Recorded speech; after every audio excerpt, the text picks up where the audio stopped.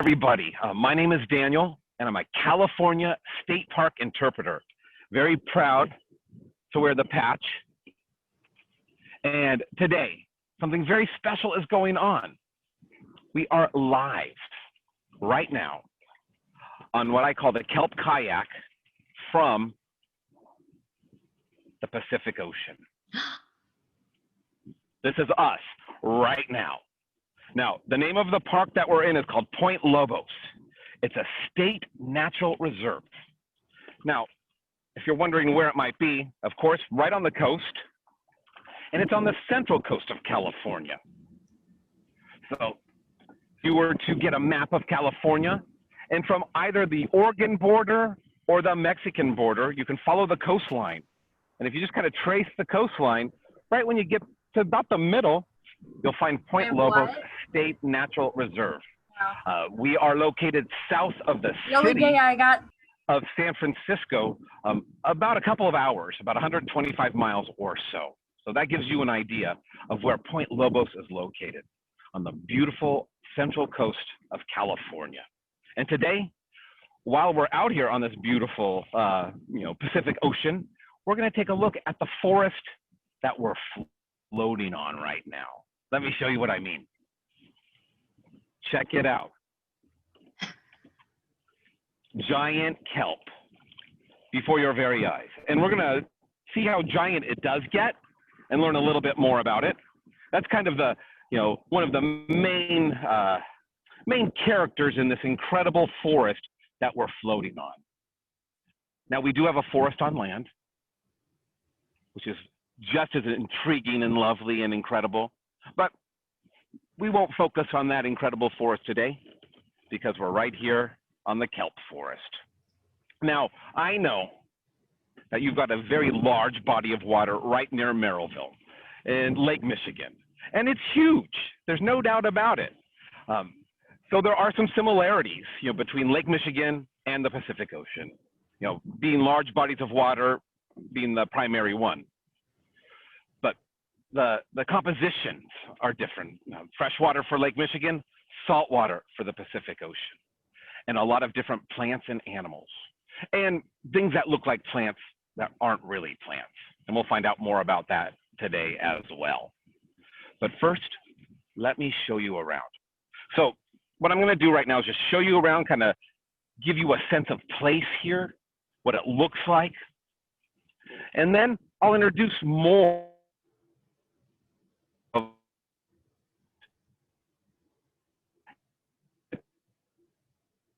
to protect this place. We're going to find out that it's not by accident that there's a lot of incredible life here, and we'll talk about that too. There will definitely be time for questions. So Sarah, every so often to see if there's that you have in the chat, and then we can, as we go along, be something here that will intrigue you enough to wonder about and want to know more about. With that in mind, let's bring you right here to Point Lobos State Natural Reserve. Coast of Central California.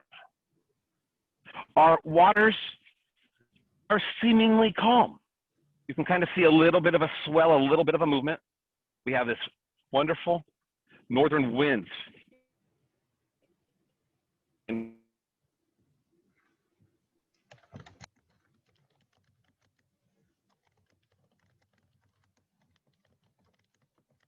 Hey everybody, it looks like Ranger Daniel's bandwidth is a little bit low, so then we might have a bit of a delay here. In Big Sur, you can see that there's some fog kind of just rolling onto land across the bay. And then what we are seeing is the top of the giant kelp here, the giant seaweed.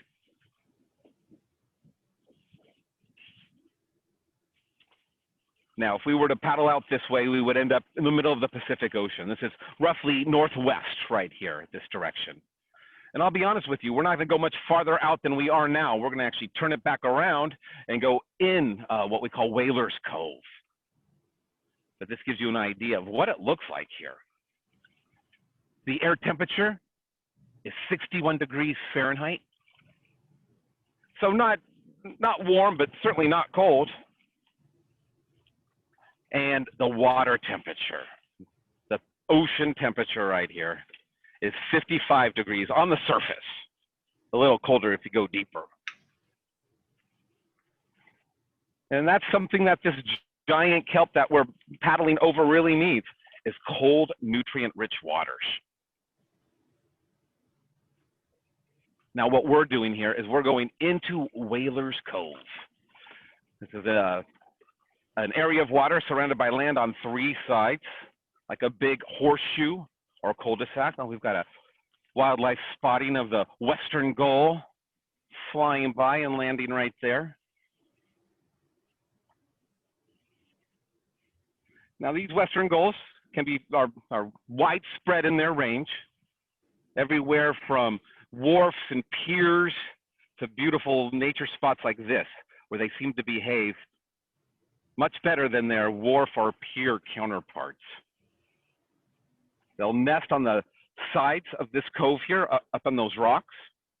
They generally mate for life, and every year have a clutch of eggs, 1 to 3 or 4 eggs.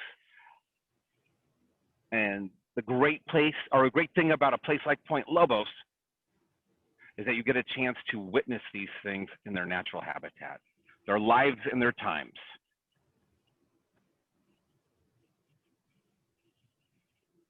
So this gives you a feeling of what it feels like right here. Kind of the scent of salt water in the air with a slight scent of pine. That's a big pine forest over there.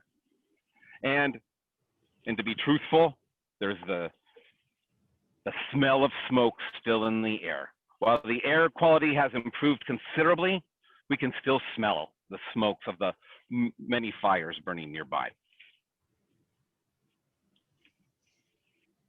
All right, so that brings you here right now. Together, we will paddle through Whalers Cove and discover things. So it's always more fun to see where you're going. So hold on, everybody. We're gonna take ourselves right into the cove and stop to take a look at this incredible giant kelp that we're floating over. That'll be our first stop. Hold on. And keep your eyes on, on the water, in the air. Some things swim by, fly by, you never know. That's the fun part about being out in the field or out on the water.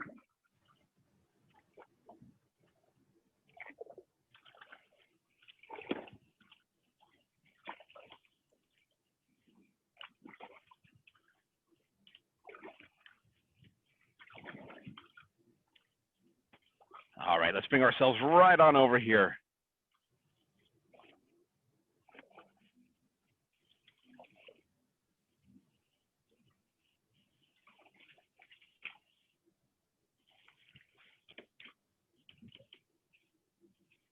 All right, excellent. Okay, everyone. Let me turn our camera back around. Live, right being pulled out of the Pacific Ocean is giant kelp. And we are calling it giant for a reason. There's a few clues. It's leaf, which is, just like leaves on trees and plants on land. It's leaf right here. It's almost 12 inches long. Check that out.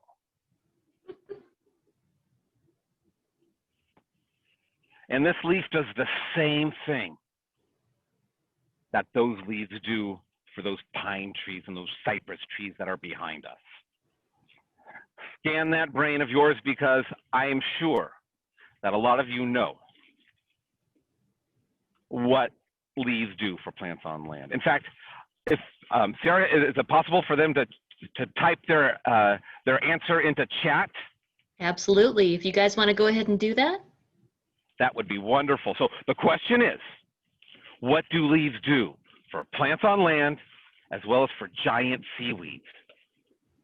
We've got some of our kids just admiring the detail in the leaves. Isn't it amazing? So pretty. It really is. All right, so any ideas of what leaves do for plants? I bet you somebody knows. And, you know, if I could give you extra credit, I would, if you could say it in one super long 5-star scientific word. Maybe I've got you thinking.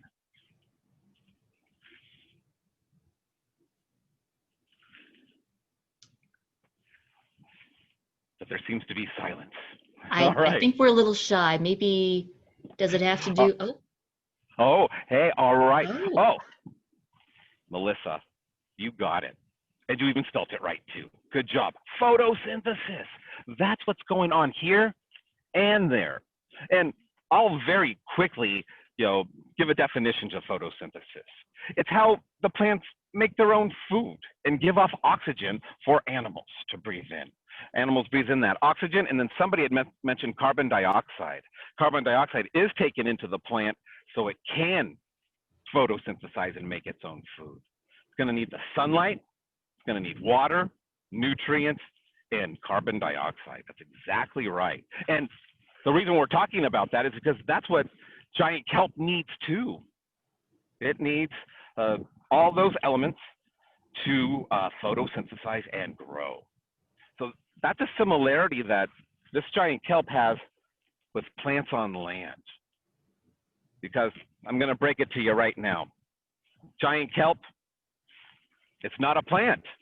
It kind of looks like a plant, has a lot of characteristics of a plant, but it's not one. It's what we call algae. Has some similarities, but it has some differences too. All right. The leaf is a similarity. This stem, which we call a stipe, serves the same role as trunks or stems for plants on land. But then there's this curious, kind of characteristic feature right here that helps the giant kelp grow the top. We call this a float. Scientifically, it's known as a nematocyst, but commonly we call it a float. Now, I want to hear some ideas. An educated guess. You know a little bit about kelp now, so it'll be a hypothesis. What do you think's inside of this that will help the kelp float to the top of the water to get the sunlight that it needs in order to grow? What do you think? I'll bring it right on up so you can see it. I'll turn it around. Any ideas of what could be on the inside of this? Because there's something on the inside that's helping this kelp.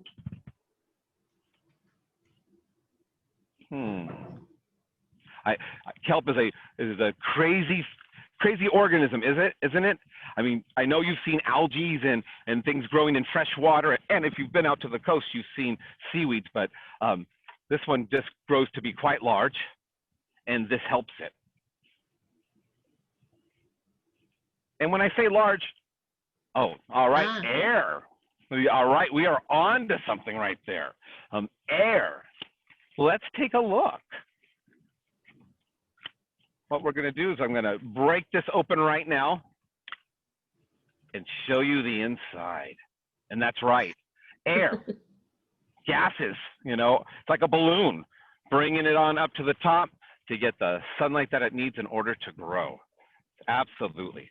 And when we're talking about how big it grows, some of you may be sitting down, and if you're not, go ahead and do it. So I'm going to tell you how large giant kelp generally grows.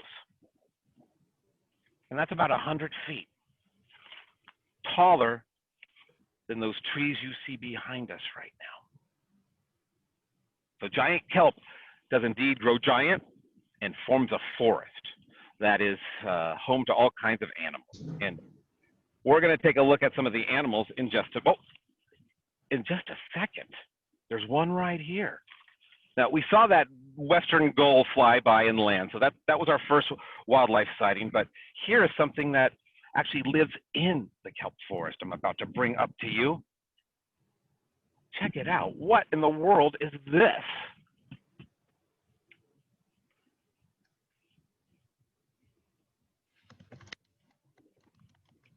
Look at that. Oh, periwinkle, excellent. Well, periwinkle is a type of sea snail, and that's what this is a sea snail. It's not a periwinkle, but it's very close, so excellent. And it's an herbivore in the kelp forest, so it's chomping on the kelp right now. That might even be some of its bite marks right there. So the kelp gets its energy, from the sun essentially, and the herbivores get their energy from the kelps and the seaweeds, and then other animals will get their energy by eating this animal. And we're going to find out about an animal that does eat these sea snails. Excellent. All right, I'm going to put this back into the water. I had mentioned that Point Lobos is a protected place. It's a state park as well as a marine protected area. That means everything is protected. It's a no-take zone. Everything natural and living must stay here and not be harmed, fished, hunted, or collected. So that sea snail's going right back home to finish its breakfast. All right, let's move right on over here and check out another part of the cove. And there's one last part to the kelp I want to share with you. Now we know that it's floating here towards the top of the water, but I want you to think about for a moment how it may be attached to the bottom of the ocean. In our next stop, we'll explore that.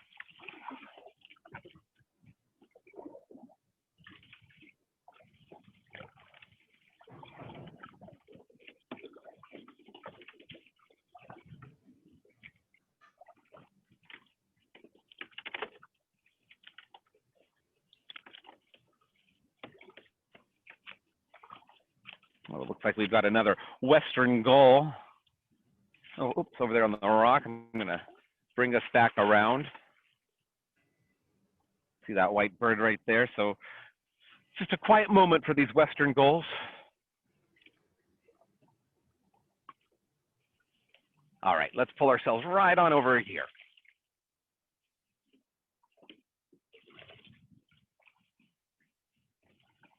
Oh, uh-oh. No take zone. We don't take any natural from here, but I just found something that isn't natural. So I'm going to take it out of here.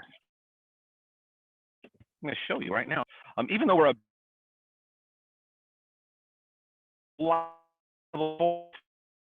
the ocean really all one ocean. So what is put in the ocean nearby or far away can find its way here, and that includes trash. So, this is something we don't want to see in any of our waterways. You and make sure things like this doesn't happen. That's up to us. All right, so I'm going to take that out. And I'll be honest with you, another piece of trash that I discovered here in our cove today might not be a surprise, but a mask. So make sure when you're done with your masks, they, along with all your other trash, gets where it belongs. All right. So as we were paddling along, we were thinking about how this kelp attaches itself to the bottom of the ocean, or does it? So let's think about that for a moment. I won't ask you to write this answer in, but you can go ahead and turn to whoever's in the room and answer this question. It's a question that you're most likely going to know the answer right away. What do those trees have beneath the surface of the soil that keeps them in place, but also takes in water and nutrients, in the tree? Like I said, you don't have to write that down because I bet you a lot of you know it already, and I can hear it all the way, halfway across the country. Everybody's saying roots, and you're right. That's exactly it. Trees have roots. Plants have roots that keep them in place and help transport water and nutrients and food and all of that. Giant kelp doesn't have that. It doesn't have roots, but it does stay in place. Let me show you what I mean. All right, viewers from Merrillville, life's about to change because you're going to see the very bottom of the giant kelp. Something not many people see, and if they do see it, they don't know what it is. So I'm going to bring this up to the camera right now. Check it out. This is the bottom of the giant kelp right here. And this is a small one. They can grow to be quite large. It's going to kind of show you around and then point a few things out. So this hold fast, the bottom of the giant kelp, will start out very small in life. Trees produce seeds to make other trees. Giant kelp produces something called spores. Those spores are released by the millions. Two spores meet, settle on a rock where the sun can shine on it, and the holdfast begins to form. Attaches to a rock, and then the giant kelp grows out of it, up to the top to get that sunlight that it needs. So the holdfast is like an anchor that keeps the giant kelp in place, and so it can continue to grow and get the sunlight that it needs. And what's really, well, right here, this is the flat part that was attached to the rock. And it's just really neat to look inside of it. Now, I've been using this holdfast for demonstrations for a while. Oh, we can kind of see some shells. Is that this holdfast right here, all holdfasts are also homes to small animals, like those periwinkle snails would live in the holdfast here. So not only is the holdfast supporting the giant kelp growing, but it's supporting a lot of the life that's here too.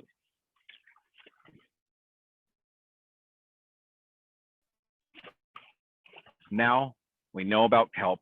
We know how it's kind of similar but different to plants on land. Let's see if we can find more animals that depend upon this forest. Hold on.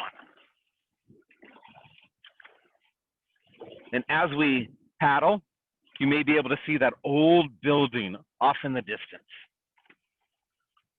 That's the Whalers Cabin. It's our museum, but it was built in 1854. And families lived in it throughout the years until it became a park. And even the park rangers lived in it way back when, but since about in the mid 1980s, it became our museum. And those walls tell the stories of the people that were here before us, and a little bit about the plants and the animals, but it's more focused on the human history and how they interacted with the plants and the animals here. From the natives that were here to the whalers, the whale hunters, the otter hunters, as well as something known as the abalone hunters.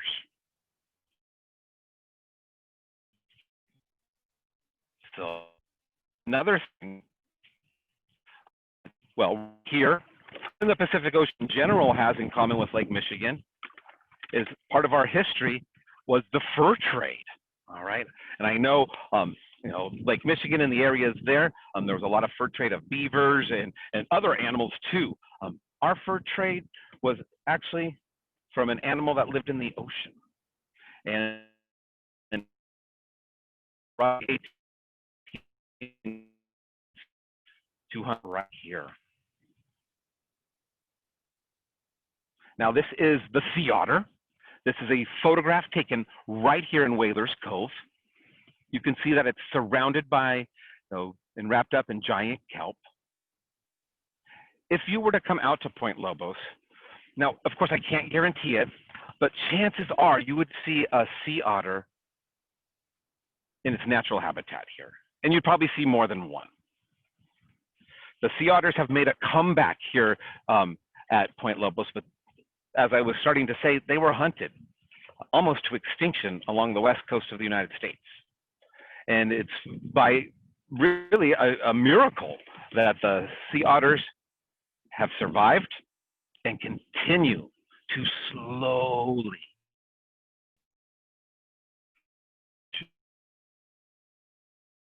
and because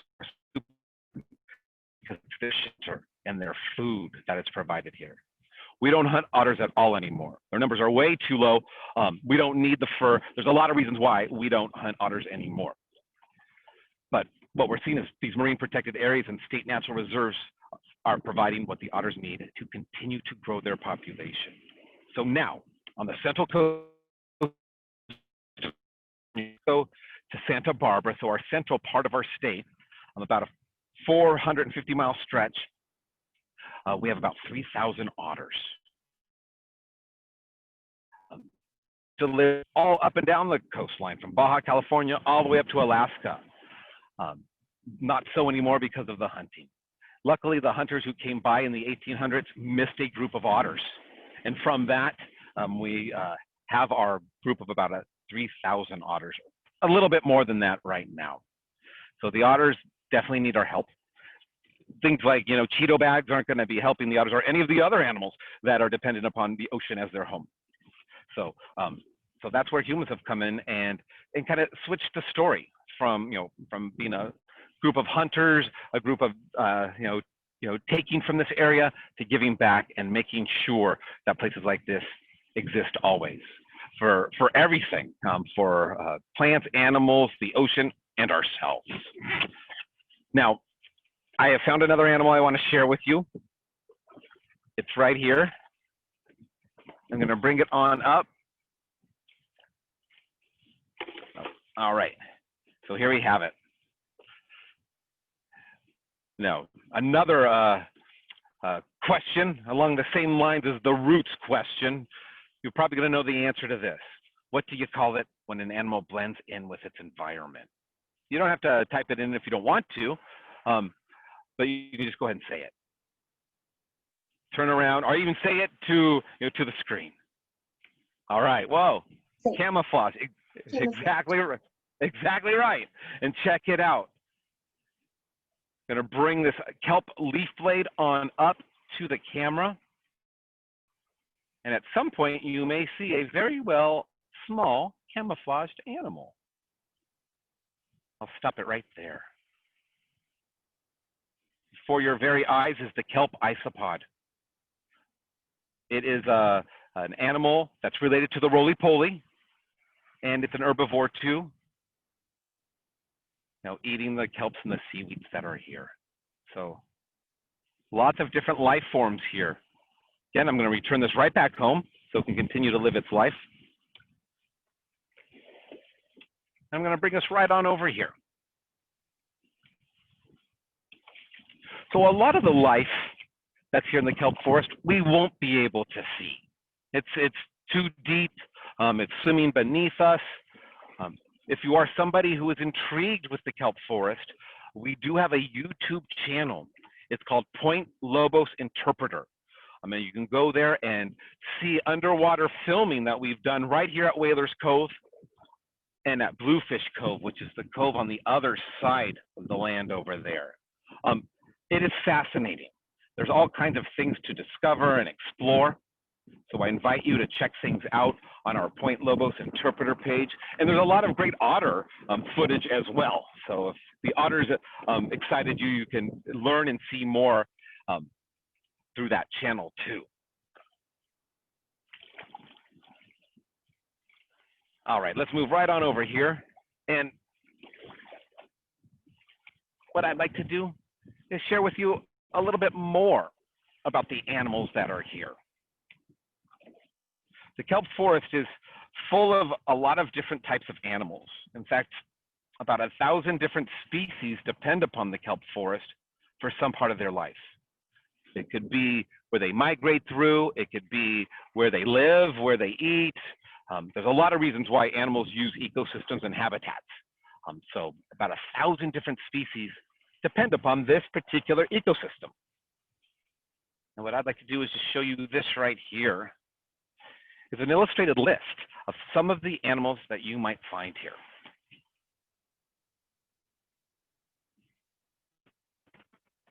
And I'll just look at this kind of slowly. I'm doing an old-fashioned screen share. So we can see at the bottom there's sea stars and crabs. Sharp eyes might have even spotted the octopus. Sharks. The leopard shark would certainly live right here in the kelp forest, while the blue shark would be much more of a visitor. Right here above my finger, you can see kind of that orangish fish. There's two of them with a black tail. Well, that's known as the señorita. And the señorita eats those little kelp isopods we just saw that camouflaged bug. It's about 90% of their diet. And then they're eaten by bigger fish. Point Lobos is a great place to check out the harbor seals. They live here year-round. They're year-round residents. And every spring, they go up onto the beaches right here at Whalers Cove and care for their newborn babies. It's a fantastic sight to witness. And they're getting everything that they need in order to keep their population healthy. And then we've got the sea otter. Now, the sea otter eats a lot of different things. It's a very furry animal. That's why it was hunted in the past, but it doesn't have blubber like the harbor seal does or whales do. So it has to eat a lot of food to keep itself warm. And its metabolism, its blood moving. So one of the things it eats are those sea snails that we saw earlier. That would be like an in-between meal snack before, between eating crabs and clams and then the animal that belongs to this shell right here. This is from a sea snail also, a flattened sea snail known as the red abalone. It's a fun name, red abalone. A sea snail, an herbivore that lives here in the kelp forest, eats the kelps and the seaweeds, and then the otter eats the animals that's on the inside of this shell. It's an empty shell, but look at how beautiful the inside of the shell is.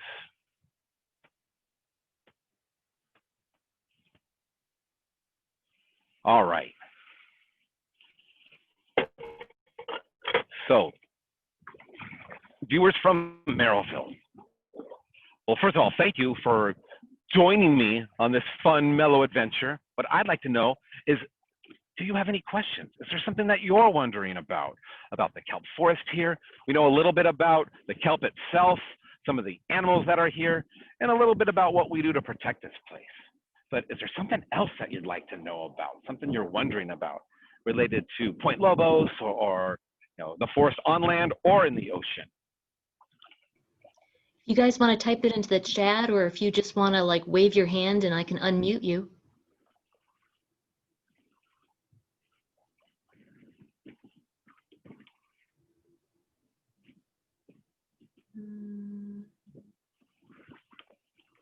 Well, I've got a question. All right, thank you. How do the otters stay together in the kelp forest? All right. Well, what the otters will do is that they'll wrap themselves up in kelp. So we have seen pictures of otters holding hands and things like that. That seems to be pretty rare. But they will wrap themselves up in the kelp. Mama Otter's got a lot of work to do because she's with baby otter for a full year before baby otter's out on its own. And so Mama Otter needs to go and get food from the bottom of the ocean. So she'll wrap up baby otter in this kelp. We know that the kelp is attached to the bottom of the ocean by its holdfast. So Mama wraps up baby, dives to the bottom, gets maybe a big abalone, eats the insides with her baby. So it's the kelp that will keep them in the same general area. Yeah. And then I've got Carol asking, has an animal or fish ever surprised you while kayaking through the cove? Yes. That's happened on a number of occasions. One of them was a very curious harbor seal, kind of swimming along, and then all of a sudden it just popped its head up, just right there, and then swam on. Another instance was a very young pup harbor seal swimming all around the kayak here, and then it popped its head up right there and looked at me and jumped right there. And of course our kayak went like that and I was startled. So of course I said, whoa. It turned around, looked at me, and opened up its mouth. I could tell that it was probably a week or two old, even a little bit older, because it had all of its teeth. Still young, but it's brand new sharp teeth. It opened up its mouth and startled me. Didn't move towards me. And then I said, back in the water. And it just looked at me like a puppy who had done something wrong and went right back to the water and swam off. So yeah, lots of surprises. Seeing fins, like dorsal fins. We'll see dolphins come in here on occasion, but of course, a mind runs to shark. they're very different in shape, but when you see a big dorsal fin sticking out of the water, you know, that's always going to be a surprise. And luckily, it's always been dolphins. And that's always wonderful to see. Yeah, I could probably fill a short, small book full of surprise encounters of animals. Anything else? I'm not seeing any waving hands or any more in the chat. All right. Okay, I'm gonna unmute everybody. If you guys wouldn't mind saying thank you to Ranger Daniel. Because not only is he broadcasting, he's kayaking. He's actually exercising while he's doing this. That's true. It's good to get outside. We've been indoors a lot because of the air quality. So yeah, it feels good. Thank you, Ranger Daniel. Thank you. Thank you. Oh, thank you very much. I really appreciate the invitation to be able to share this great place and let you know about it. Please, put this on your list of places to come visit. You won't be disappointed when you get here. If you like to be outside and explore and see, nature in its, kind of in its glory, this is a place for you. And we have a world-class aquarium right up the road too, called the Monterey Bay Aquarium, that makes for a good, indoor activity after you've been doing this all day. So with that, everyone, thank you so much. And again, my name is Ranger Daniel. We are here at Point Lobos State Natural Reserve, floating on the Pacific Ocean. And thank you, Sarah, for the invitation. I really appreciate it. Thank you very much. All right. Bye, everybody. Bye, everybody. Thank you.